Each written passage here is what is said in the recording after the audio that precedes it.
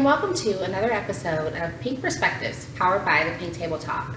I'm your host, Dana Johnson, and joining me as a special guest from Phoenix, Arizona, the Southwest Edition, is Verleane Williams. Hello, how are you? Great. Thank you for joining me today. It is truly a pleasure to be able to be in your home and to share this conversation regarding breast cancer awareness with you. You are very welcome. So just to give our viewers a little bit of a backstory as to how Verleane and I became acquainted, is that from a previous episode when I had a conversation with Nicole, Candy, and Vicki, I met Verleane on the 4th of July in 2021, and we just started sharing our mutual conversation about breast cancer awareness, and she mentioned her mom. And I mentioned the story with my mom as well, and just our chemistry just resonated with one another, and I invited her to have a seat at the table. So at this time, I'd like to ask her to please just give us a little bit of insight and background on your story. Well, my story started many, many years ago. My mom was diagnosed with cancer, breast cancer. It was her right breast when she was around 50 years old. Originally, she thought, wow, I'm just not quite sure what I want to do, but then decided pretty quickly after that she wanted to have a mastectomy. Okay. So she had a mastectomy, and she said, oh no, I don't want to get another breast built. I just prefer to, she got the prosthesis bra. Mm-hmm. So she did pretty well once she got the mastectomy, did some chemo, very little, not a lot, and she did really well for about 5 years. There was no issues, no problems. She'd go back annually and do her mammogram, to her regular checkups, and about 7 years in, they saw something on her left breast. And so she thought, I just don't want to take any chances just doing chemo. I want them to just remove the breast because it did so well with her right breast. So she got her left breast removed. So she had a double by then mastectomy. But she was fine with it. Didn't bother her. She didn't have any issues with her appearance. Very self-confident woman. So she did well after that. But about 4 to 5 years in, she started feeling a little pain in her back. Pain like back, lower right backside. And decided to go to the doctor to check it out. And they saw a little something there, but they just did chemo. Okay. Once she did the chemo, she did pretty well. Again, not a lot of, when she did her chemo, she didn't have a lot of illness. She didn't have a lot of vomiting. Mm-hmm. She didn't have a lot of sickness. She just she was a champ. Next, maybe 3-4 years later, she started feeling a little something, a little higher up in her back. Mm-hmm. And I actually am a nurse, and I worked in radiology. So I had one of my physicians give her a chest x-ray. Okay. And they did, and they saw mets in her lungs, and it spread pretty bad. It was pretty full of the mets, and they did it's okay.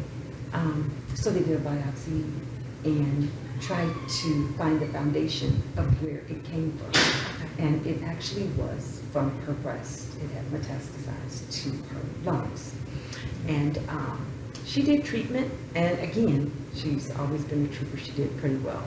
So needless to say, after about a 17-year journey, it eventually went to her jawbone and metastasized to her brain. Mm-hmm. And when it went to her brain, she had options, chemo, surgery. She said, I want to do the surgery. And they told her, when you do the surgery, you might have dementia, you might not remember, you may have to learn how to walk and talk again. We can't promise you what's going to happen. And again, I worked at the hospital that she had her surgery, and she decided to do removal.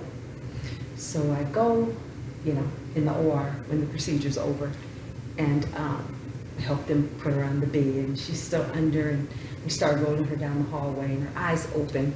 She looks at me and says, "See, Leanie," because that's what she called me. Oh. "I told you I'd be fine." Oh, it was such a wonderful moment. She had did so well. About 6 months after that is when things started going downhill. She started feeling worse, becoming weaker, some memory loss, and decided to go in hospice. But she did home hospice, and I'm telling you, from my experience, it was wonderful. She was able to stay in her own home. They brought all of the medical equipment she needed necessary. We were all able to take shifts. Excuse me. We took shifts and took care of her, me and my sisters. I had a cousin who came and did night shift, made sure she was okay at night. It was really something that I believe that she would have wanted in her life. So as time became closer, and as her health decreased, we all would visit every day. Wow. And we had an opportunity to be there, all of us. Me, my sisters, my cousins, her nieces and nephews. We were all there. It was December, well, the day started December 8th. We were all around, just kind of enjoying her company.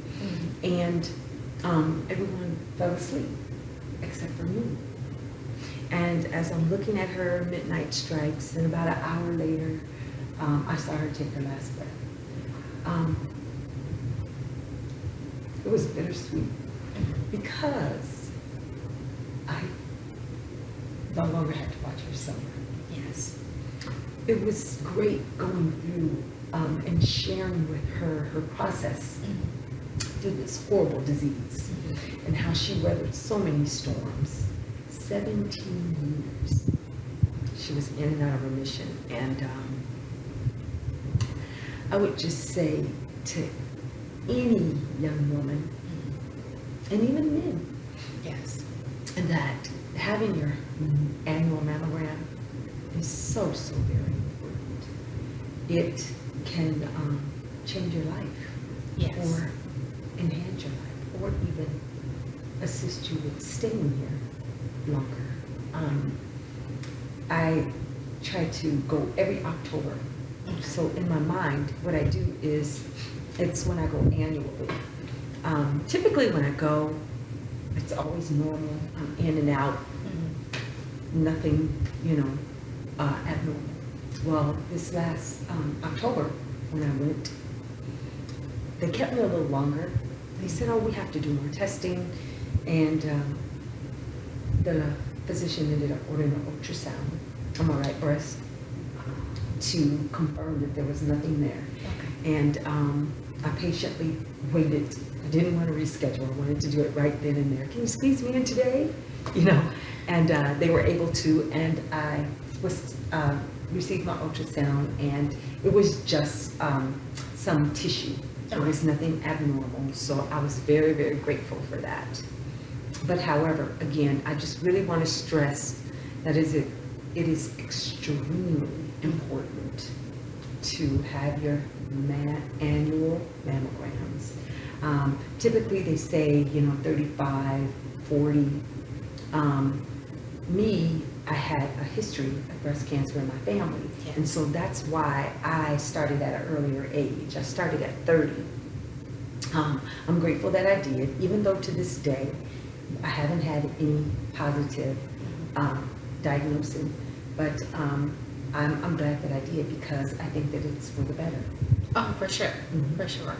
And we share that similar sentiment, because I have a history in my family. Not only my mom, but my mom's youngest sister was diagnosed and passed, and then there's cervical cancer that is in our family as well. So it was important to me that as she was going through her treatment, that I had the same OB and our same physician. So they were very cognizant of making certain that I was going through the right stages and that everything was being, just thoroughly checked. So it's comforting to hear your story, because there's so many, even those of you who are watching us today, that have the thought process that, oh, I turned 40 and that's when I should start being checked for mammograms. But as we had a earlier conversation prior to recording today, that women are being diagnosed at younger ages, and we just need to start just being more cognizant of doing self-examinations Yes. and making certain that we are being proactive within our discussions with our family members, if there is a family history, or with our girlfriends, or with our male counterparts as well, because they too can experience breast cancer as well. I appreciate you sharing the fact that you are a member of the health community. Is there something that within, when you found out about your mother's diagnosis, that just kind of was like a trigger or resonated with you on how you could be more of a comfort to her in regards to what you knew from your professional background, or was it still just more personal and you wanted to just make sure that she was following along with things that you knew? It was a little of both. Okay. When someone so close to you Mm-hmm. is diagnosed with an illness such as breast cancer, it is truly devastating. And it took me out of my nursing role to my daughter role. This is my mother, and I really want to make sure that she's going to survive Yes. this horrible disease. However, I took advantage of the fact that I was in the nursing community and made sure that I went to her visits, Mm-hmm. made sure that I understood exactly what was going on with her, what the physicians were saying about her diagnosis, what she needed to do to be in better shape, what her options were, making sure that I did research, Yes. everything that I could possibly do to make her have the best outcomes is what I did on the regular basis. So again, it was like more like a dual role. Okay. I did a little of both. Great. Your husband spoke a little bit about you being not only in the medical community and your mom experiencing it, but you also participating on other levels as it pertains to breast cancer. Can you share a little bit with our audience as to what your other advocacy roles are? Yes, I have a very dear friend who was diagnosed with breast cancer some years ago. And as she had a mastectomy, and 4 years later it came again. So she ended up having a double mastectomy. She has a foundation called 50 Shades of Pink in Atlanta, Georgia. And I became a member of the board approximately, I would say it was about 5-6 years ago. Okay. And I was a constant member on the board for about 2 years. The distance became a little difficult to be there and to participate as much as I would like to. So I made a decision to not participate on the board anymore, but however, I do donate. I make sure that my husband and I, we donate. We're very loyal to the cause because this is very near and dear. Yes. And for those of you who are viewing with us today, that is the major key. Donations and advocacy help to allow for progression within just any stages as people go through this horrible disease, and making certain that if there are particular things that are needed as people go through various stages, whether it be the bra that you spoke of that your mom used, or the different physicians' visits and things of that nature, because there are many of us who go through these various stages, and depending upon with healthcare and insurances and things can get a little out of control in regards to the cost factor. And you know, another thing that I failed to share, 50 Shades of Pink Foundation is a very unique foundation, because this foundation, what she experienced in her journey was that she didn't feel good. But whenever she was going to chemo, she always would dress up. She'd make herself pretty. I love that. So she came up with this idea to give care packages to women who were going through chemo, to make them feel pretty. Lipstick, makeup, fingernail polish, wigs, little things like that. That would, because your nails can become black, and just to cover them up. And those who were on the journey who had chemo and they lost their hair, they can have a wig. Those things are important to us, and I do believe that when you feel good, when you look good, you actually can feel a lot better. Exactly. If you don't. So. Exactly.